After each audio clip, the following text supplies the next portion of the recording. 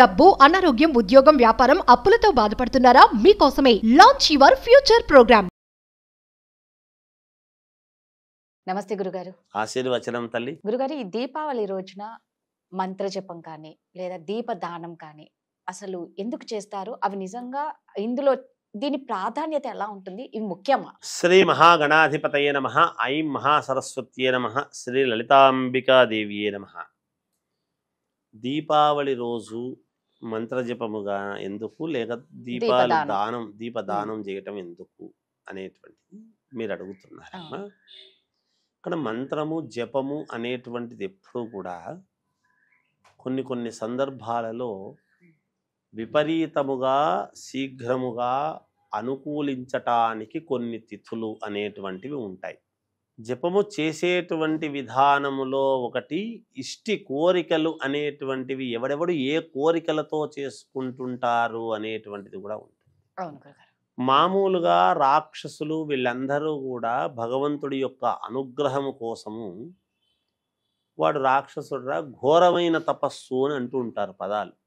ఈ ఘోర తపస్సు అనేటువంటిది చేస్తూ ఉండేటువంటిది దేనికోసము అంటే భగవంతుడిని ఆరాధించుకోవడం కోసం. వాడు ఆరాధించుకున్న తర్వాత వాడు ఏం కోరికలు కోరుతాడో అది విపరీతార్థమైన కోరికలా మంచి కోరికలా అనేటువంటిది ఇష్టి, వాడి లోపల ఉండేటువంటి ఇష్టి ఏమిటో ఆ తర్వాత సంగతి.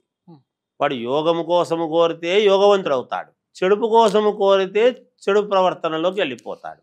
అంతే కదా దాని అర్థం? అంతే కదా. ఇప్పుడు ఒంటింట్లో ఆడవాళ్ళ దగ్గర కత్తులు, కత్తెరలు, బ్లేడ్లు చాలా ఉంటాయి, కత్తిపీటలు.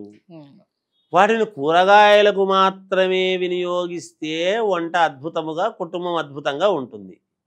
వేరే వాటికి వాడితే వాడే విధానాన్ని బట్టి ఉంటుంది.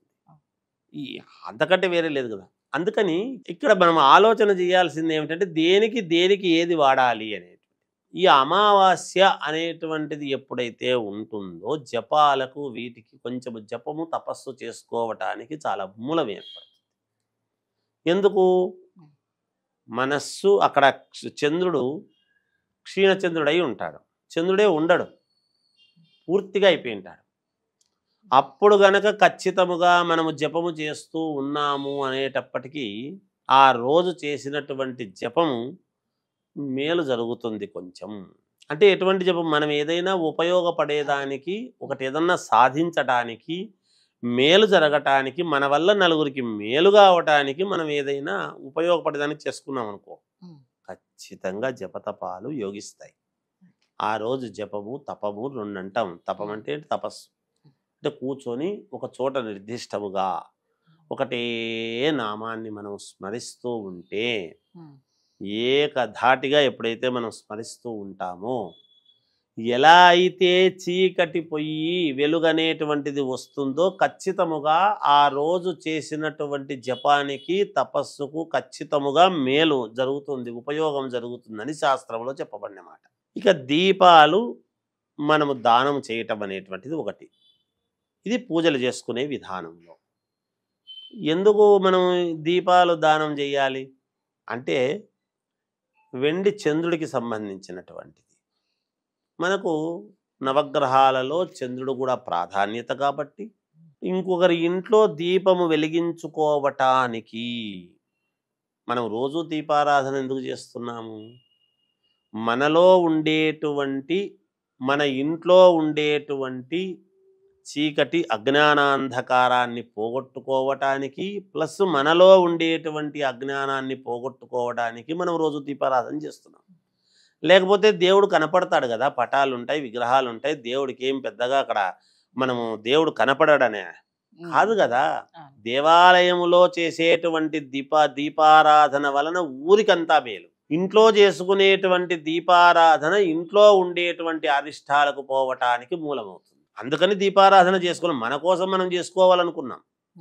అలాగే మనలో ఉండేటువంటి అజ్ఞానాంధకారాన్ని పోగొట్టుకోవడానికి మనం ఎప్పుడైతే దీపారాధన చేసుకుంటున్నామో మేలు జరుగుతుంది. అలాగే ఇంకొకరి ఇంట్లో దీపారాధన చేసుకోవటానికి వెండి చంద్రుడు, వెండిలో చంద్రుడు, ముత్యము చంద్రుడు, ఇలా బియ్యము చంద్రుడు, ధాన్యం, ఇలా లోహములలో వెండి కనుక వెండి దీపాలు గనక దీపావళి రోజు గనక ఇంకొకరు ఇంట్లో దీపారాధన చేసుకోవటానికి వెండి దీపాలు దానము చేసినాము అంటే మన మనస్సు సుఖ సంతోషాలతో ఆనందదాయకముగా ఉంటుంది అని. మనస్సు ఎందుకు ఆనందంగా ఉంటుంది? ఎప్పుడు ఆనందంగా ఉంటుంది?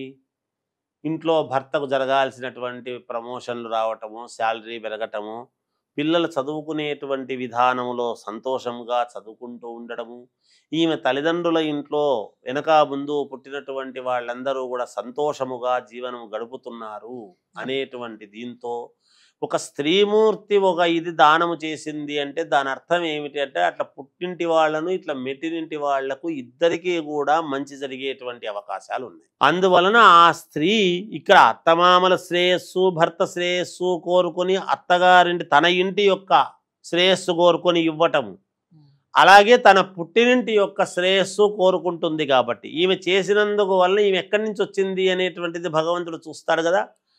అందువలన ఆమె కుటుంబ సభ్యులకు కూడా మేలు జరుగుతుంది, ఆమె పుట్టినింటి యొక్క కుటుంబ సభ్యులకు కూడా మేలు జరుగుతుంది, సుఖ సంతోషాలతో ఉంటారు అనేటువంటి భావనతో ఈ దీపాలు దానము చేయటం, దీపదానం అనేటువంటిది వచ్చింది. ఈ లోహము అంటే మామూలుగా పంచలోహాలు అని ఉన్నాయి. ఈ పంచలోహాలలో సువర్ణము, వెండి, రాగి, ఇత్తడి ఇవన్నీ ఉన్నాయి కదా. వీటిల్లో ఈ వెండి అనేటువంటిది ఎప్పుడైతే దీపాలు మనము దానము అనేటువంటిది, ఎందుకు దీపం అంటే మనం చంద్రుడు అంటున్నాం, ఆ రోజు క్షీణచంద్రుడు అనేటువంటి ఇదితో ఎప్పుడైతే ఉంటారో చంద్రుడికి సంబంధించినటువంటివి ఎప్పుడైతే మనకి ఇక్కడ లోహం అనేటువంటిది ఇస్తూ ఉన్నామో ఈమె మనస్సుతో సంతోషముగా ఎప్పుడైతే ఇస్తుందో అట్లా అత్తగారింట్లోనూ ఇక్కడ రెండు చోట్ల సంతోషముగా ఉంటే ఆమె మనస్సు చాలా కుదుటగా ఉంటుంది, చాలా ఆనందపడుతుంది, తన సంతానము బాగుంటుంది, తన ఐదోతనము బాగుంటుంది. అందుకని కదా ముత్యము పగడము కుదుడికి సంబంధించినటువంటిది మెడలో తాళిలో వేసుకునేటువంటి దానికి గల కారణము కూడా దీనికే ప్రాధాన్యత. అందువలనే చంద్రుడి యొక్క అనుగ్రహము, పైగా చంద్రుడు మనఃకారకుడు మాతృకారకుడు కూడా. తల్లి ఈమె కూడా తల్లి అయి ఉంటుంది, ఈమె తల్లిదండ్రులు ఈమె కూడా తల్లి అయి ఉంటుంది, ఈమె పిల్లలు ఉంటారు. అందువలన అందరి శ్రేయస్సు కోరుకోవటానికని మనం ఏదో ఇట్లాంటి దానాలలో దీపదానం అనేటువంటిది మనం పెట్టినాం, ఇస్తూ జరుగుతూ ఉన్నది శాస్త్రాలలో ఉన్నటువంటివి. అంటే అనేక రకాల రూపాలలో ఏదో ఒక రకముగా మానవ జీవితము బ్రతికుండగానే ఇలాంటి దానాలు చేసుకోవాలి. ఇప్పుడు ఏం చేస్తున్నారు, పోయిన తర్వాత షోడశ దానాలు ఉన్నాయి, ఆ తర్వాత ఇగో గోదానమని భూదానమని ఈ రజిత దానము తామ్రదానము సువర్ణ దానము అని ప్రతిదానికి ఓ 100 రూపాయలు 200 పెట్టి దానం అని ఇడిపిస్తూ ఉంటారు. అంటే ఇంతకంటే ఇయ్యము అని, అంతంత ఇవ్వాలంటే ఇవ్వలేము కదా అనేటువంటి భావనతో. అలా కాదు, జీవితంలో బతికి ఉన్నప్పుడే ఏదో ఒక రకముగా ఒక దానం చేస్తూ ఉన్నాము అంటే ఈ దానాలు చేసేటువంటి దాని వలన ఈమె కుటుంబం తరతరాలు వెనకాల ఉన్నటువంటి వాళ్లకు పుణ్యప్రదమైనటువంటి జీవితము లభిస్తుంది కాక ఇంకొకరి ఇంట్లో దీపము వెలిగించటం అనేటువంటిది శ్రేయోదాయకమైన విషయం. మన ఇంట్లో వెలిగించుకోవడమే కాకుండా అనేటువంటి భావనతో చేసే పద్ధతులు ఇవి. చాలా చక్కగా చెప్పారు గురుగారు. జయోస్తు. ధన్యవాదాలు.